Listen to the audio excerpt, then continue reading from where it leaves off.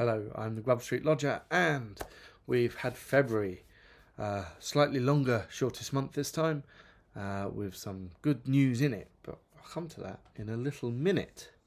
The first book I read was The Corner That Held Them by Sylvia Townsend Warner. Now, I read a few Sylvia Townsend Warner. I quite enjoyed Mr. Fortune's Maggot a lot, actually. I wasn't so keen on Lolly Willows. And I found this for £1. I thought, why not? It's really good. It's about a bunch of nuns in a place called Offley, which does exist but didn't have a convent. In the beginning, it seems like it's going to be this real sort of action-packed affair. A nobleman catches his wife cheating and kills the man she's cheating with and threatens to kill her. And later, when she dies naturally, he sets up a nunnery in her honour. And then it jumps 500 years, and we find out how the nunnery went, really. It goes from the Black Death to the Peasants' Revolt, and it's weird because lots of things happen, but because there's no main character, it feels a little meandering, but on purpose. You know, it's just this tiny corner of the world, the corner that held them, and what goes on in it. So there are some nuns that think they can fly, and one breaks her leg. There's a murder. There's a priest who isn't really a priest. He's pretending, and at first this sort of pretense and the knowledge that he's giving these nuns fake holy bread and wine is real hard on him. But then he he gets used to it, and he starts to think of himself as a priest, and he becomes quite an eccentric priest. And what's really weird is as badly run as this nunnery seems to be, as all the chaos that happens to it, people keep coming in from the outside and going, this is one of the best run convents we got, which I think tells you a lot about how the others are run. In fact, there's other nuns that come in from convents that have gone bankrupt or fell apart in squabbling. And so this one, despite the fact, say, they spend all their money on a spire that collapses and then build another spire, they're actually doing all right. And it's a very gentle book, but it's not flat. It's good. There's a lot going on, and it's all about life just going on. Really, it's like we just keep going, and they just keep going, and they go on in their various faiths and lacks of faiths and interpretations of faiths and all of this, and they just keep going the same as we do now. It's just these happen to be medieval nuns. It's good. It's a good book. Now, the next book I read, I said I was going to because my sister was soon to have a baby. This is called The Laughing Baby by Caspar Addyman. And one of the things that, when I first opened it, sort of really appealed to me was the fact that he used to work at the Birkbeck Baby Lab, which is in London. And when I went for my paediatric first aid course, did it alongside a whole bunch of researchers from the Birkbeck Baby Lab. So I was like, oh, I've got a very tenuous connection to this book. I mean, very, very tenuous, but hey, that's still kind of fun. And it's all about, well, why babies laugh and why they smile, and the psychology of cognitive development from the point of view of good things. You know, as he says, there's a lot of research into why babies fail to thrive and the bad things that can happen. Well, this is all about the good things. This is, when the baby is expected to laugh, what they might laugh at, why peekaboo really works for babies. And it's not because they don't think you're there, it's because it's like a non-verbal communication. You're having eye contact, you're taking turns, you're making sounds. There's a connection there. And then there's also the sort of the surprise element of, there you go, that they like it. and I know I'm not going to remember much or a big chunk of what the book taught me, because it was dense. There was a lot of it, but I'm going to remember a chunk of it, and what I am going to remember is going to make me happy, because it's all about babies, and they're pretty decent, as it says in it. Babies are pretty decent people. They're all right. They're not that bad, and it put me in the mood for meeting the baby, but I wasn't to do that yet. I was going to read another book with baby in the title, though Whatever Happened to Baby Jane by Henry Farrell is not really about babies. And if it is, it's not about the kind of baby you want to meet. You may have seen the film. I'd seen the film first. And so reading the book, it was a bit like when I read Maltese Falcon. You get a lot of the film sort of zapped into your head when you're trying to read the book. So you don't completely get a view of the book almost, because the film is such a good one. But the book's really good as well, and it follows pretty much the same lines. You've got Baby Jane, who used to be a respected child star, and she's looking after her sister Blanche, and Blanche used to be an even bigger Hollywood star, but after a mysterious accident, which Baby Jane may have caused, or indeed may not have, she's now looking after her disabled sister and resenting her for it, and the two are trapped in the house, and one's getting crazier and crazier, and the other's getting sicker and sicker, and it's all going to go into a big climax, big chaos. And it's really good. it's tense. It's exciting. It has all the sort of campness. One of the descriptions of this is biddy horror, because it's two old biddies locked in this house, but there is horror in it because you don't want to be locked in a house being looked after by Baby Jane. That's just like misery quality. But also Blanche is not as pure white as her name suggests, and it's good. It's really good. It's as good as the film, I think. Though, as I say, the film sort of leaks in as you're reading it. Then I found out the baby's born. My sister's baby. I was looking forward to this, and I'm gonna go and see her, but I had to wait a day. And in the day I waited, I read this, Venus in Furs by Leopold von Sacher Masoch, which has nothing to do with babies and shouldn't be near any babies, I have to say. And I read it because at this point it was half term, and I wasn't going to take that book into the school. Masoch, after whom masochism is named after, is not actually a very explicit book, but it is about a man who has a contract with a woman, which says that she can beat him, hit him, kill him, as long as she wears furs while she's doing it. And that's what happens. Basically, he becomes her servant. She abuses him, both just by neglecting him, but then also by whipping him whilst wearing furs and calling him names. And that's what he likes. And at the end, they've kind of made this deal that after a year they might get married. And at the end, she concludes that no, I don't want to get married to you. And of course not, because he's made herself very unmarriable by becoming her servant. So she goes off with this hot Greek man who she lets beat him first, and that cures him of his masochism, which is weird. That's not really what happened to Leopold von Sacher Masoch, I don't think. But it's a really interesting book because it's this very unusual situation. Even it's not like a modern BDSM relationship. I know people in them. And that's very a case of two evenly matched people, doing their thing. This, he just hands all this power. It's the contract scene's a bit 50 Shades of Grey, but slightly less laughable, but only a bit. And there is a camp humour to the book, in the way he writes it as well. It's not just unintentional, and it's very interesting. And it takes a day to read, so it's worth it. I don't think I'll be rushing into the other side, though. I don't think Marquis de Sade's fictions sound at all palatable. But hey, I might come across them one day. The next thing I read was... Oh no, then I went to see the baby. Here's a photo of me with the baby. Isn't she a cute baby? We have the same hairstyle.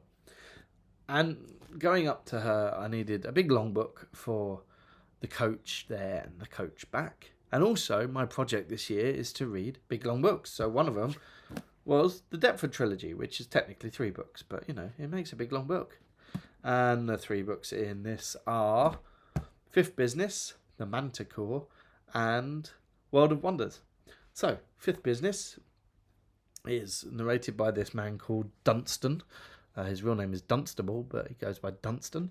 And he is a retired teacher, and the article in the school magazine when he retires doesn't really do it for him. It makes him seem like he hasn't had much of a life, and he's tried to argue, I have had a life, this is my life, look, I've done all these things. And so he presents himself as the hero of his life, but as he does so, he kind of realises more often, he's not the hero of his life, he's the fifth business in other people's lives. And the fifth business is a term in opera. It's probably best described by this quote, which is a pretend quote from something else.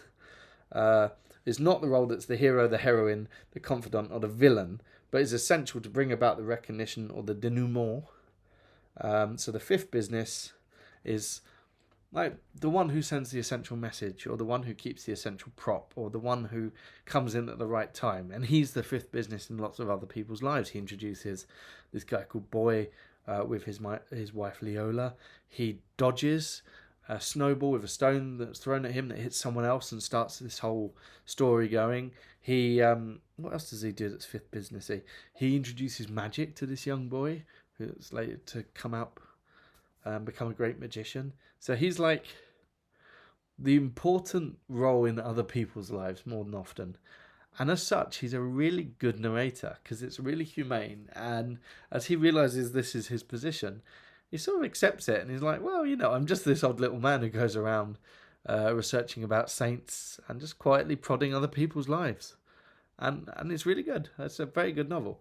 The second, The Manticore, is all about the son of one of the characters in the first one. So Boy Stanton, at the end of the first book, has driven off a pier with a rock in his mouth. And there's a mystery of how it happened. There's not really much of a mystery because we essentially get everything we need to know in the first book. But it also sends his son, David, onto a quest. And the quest is a Jungian analysis quest. He goes to Zurich and goes under analysis. And it's really interesting because I don't know much about Jungian analysis. I don't know much about Freudian, but I know a little more Freudian than Jungian, I think. If just by zeitgeist. And so, you learn about this and you can give yourself a little Jungian analysis if you want. Who have been the archetypes in your life? Here they are. They're introduced one by one as this guy's telling his story. Also, as he's telling his story, you see the events of Fifth Business from a different angle. That's very interesting. It's really fun seeing Dunstan from another perspective, where he really is just this sort of old duffer. It's very quickly paced. It's a lot spikier than the first book because the narrator David is a lot spikier, and it gets back to the way the first book ended with the death of Boy and him driving off the pier and that, and we get a few more additional details. Now the third book is called World of Wonders. It's about this guy called Magnus Isengrim. That's not his real name. He's had many names. He is a childhood friend ish of he's not really a childhood friend of Boy, but they grew up in the same town with Dunstan, so they all kind of know each other, but they don't always know that they know each other. It's mysterious. He gets abducted by a pederast magician, essentially, and made to be inside a card playing version of the Mechanical Turk, sort of an illusion. And then he gets out of that and he goes and he's the body double of prime lovey in a repertory company, and through this he gains skills and knowledge and eventually becomes the greatest magician of his age. Trouble with this book, the frame story is not as good. It's not as interesting as the Jungian analysis, and not as straightforward as Dunstan trying to prove himself a hero of his life. It's a bit, the character is a bit too slippery, so when he's telling it, one, you're not certain that he's telling the truth, and two, I don't know, it just doesn't quite slide down as well. It doesn't flow as well as a book, and it's definitely the weakest of the three. But yeah, I enjoyed these. Robertson, Davies. I've got the Cornish Trilogy. Oh, and there's another thing. It's called the Deptford Trilogy. It's not set in London. There is some bits in London, but I thought Deptford, London. But no, it's Deptford on the Thames in Canada. And actually the Cornish Trilogy is also in Canada, but the main character or something is called Cornish, or the main place is called Cornish University or something. But there you go. Now, the last book I read is called Young Sam Johnson. It is by J.L. Clifford. And I've got an idea for a novel bubbling up inside, and it's to do with young Samuel Johnson and his brother Nathaniel. And so this is there's loads of biographies of Johnson and contemporary ones and modern ones and all sorts, but this is the best I found about young Sam Johnson. So the period I'm looking up is up till when Johnson is 27, so not even that young. Indeed, this book goes up to when he's 40, so definitely not that young. I haven't even reached that yet. That must be old. And one, it reminds you, God, Samuel Johnson was a late bloomer. But two, it puts all the bits you kind of know if you're already aware of Samuel Johnson's story, and it gives you good timelines and details and just sort of straightens it all out, which is what I need. This is going to be my Bible for the structure of the book and just knowing when what happens. Though the book itself, I can't give you everything because I don't even know everything yet. But the key of it is Samuel Johnson left for London at the age of 27 with a back play in his back pocket to go and seek his fortune, which wasn't going to happen for another 10 years. But there you go.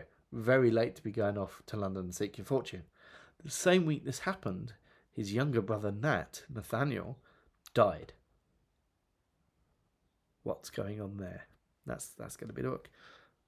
I've rather rushed through these, which kind of makes it sound like I didn't get much out of them, but I did. I had a lovely month. I enjoyed all of these books, and I was really invested in each one at a time, and I could tell you more about all of them, but I don't know. I suppose I just want to go off and do other things. But first, the plays. Not as many this time. So the first thing I went to see is in this black envelope. It was Frank Skinner, 30 Years of Dirt. So I went to review him doing his stand-up. I'd never seen him doing stand-up before. I've seen him on things, obviously. And I know he's a big Samuel Johnson fan. But here he is doing stand-up. And I would say it was good. It was funny. It wasn't belly-deep funny. I mean, the comedian that makes me laugh hardest is Spike Milligan. And the thing about Spike Milligan is he always swings hard and he misses just about as often as he hits. But when he hits big. This guy, I forgot his name, Frank Skinner, he doesn't swing so hard. he is a very good judge of his audience and he gives them a good evening. But he's never going to, on that kind of level, he's never going to give them a completely gut-busting evening, but he'll never give a disappointing one either. It was a good time. Same week, I went to see Richard III, but it was an adapted Richard III. It was a shortened Richard III. It was 1 hour long. And essentially, what this did was it made Richard far less devious. So they cast, or it was, I think he produced it even, an actor called Joshua J. Parker, who has a disability and was making a big noise earlier before the play came out, surprisingly, about the about the Globe Theatre's upcoming production of Richard III, which has a non-disabled actor. Indeed, the chair of the company essentially is the artistic director. So, you know, and he says it's all about disability, which I don't think it is, because Richard III is all about playing roles. He the very first soliloquy, he's saying what he's going to do to other people and how he's going to act to them, but what he's really doing. But this one wasn't like this. He didn't play roles. He was just like a steam train who barreled his way through everyone else. It was very enjoyable and very different and a very interesting way of doing Richard III, but I don't think it's a definitive way, certainly. It was definitely a different one, an interesting one. And the last thing I saw was called Slush Pile, and I saw this in Clapham, and when I came out of the theatre, I fell over, skinned both my knees and bashed my knee knob. A knee knob. It's called a Osgood Schlatter. It's like a little protrusion underneath my knee, which does not like being touched, and certainly does not like my entire weight falling on it. It's been over a week, and although I can walk fine now, I'm still not great with stairs because it still hurts. As for the play itself, it was one of these plays which is essentially a bunch of essays masquerading as a play. And the essays were all about things that interest me, you know, as a failed writer. It was all about slush piles and how writers failed to get published and things, but it just wasn't presented very dramatically. And then that was March, and I really have sort of cadoodled, that's a good word, leapt all over it. I don't know, my thoughts aren't quite as on point today. I'm a little bit scatty. It could be because this morning I was doing my Samuel Johnson, and that was cool, and maybe I'll do these better in the morning. I don't know. Anyway, that's that. Next month, Proust. I'm just reading Proust. Maybe the month after's Proust as well. It's a very long book, but I've started Proust. There you go. Have a lovely time. Bye-bye.